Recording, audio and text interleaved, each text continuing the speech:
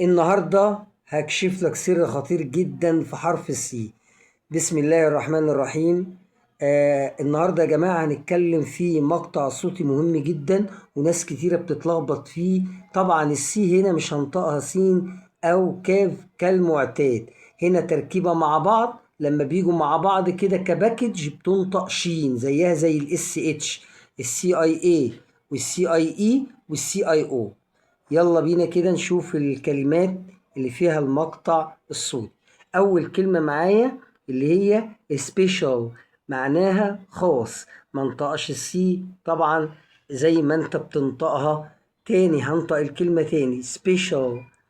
بعد كده كلمة اجتماعي social، social.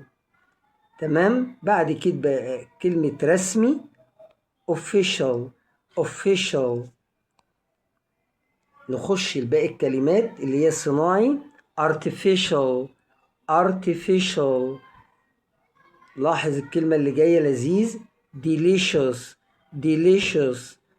بعد كده قديما ancient، ancient. يبقى يا جماعة النهاردة المقطع بتاعنا مقطع مهم جدا، وقلنا ما بينطقش السي لوحدها، طبعا السي اي اي والسي اي اي والسي اي او مع بعض بتنطق شين.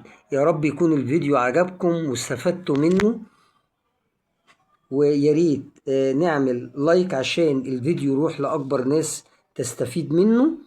ويا ريت فضلا وليس أمرا تعمل اشتراك في القناة عشان يجيلك كل الفيديوهات الجديدة عشان تتعلم إنجليزي في أقصر وقت ممكن. كان معكم رمضان مهران من قناة مستر رمضان أونلاين، والسلام عليكم ورحمة الله وبركاته.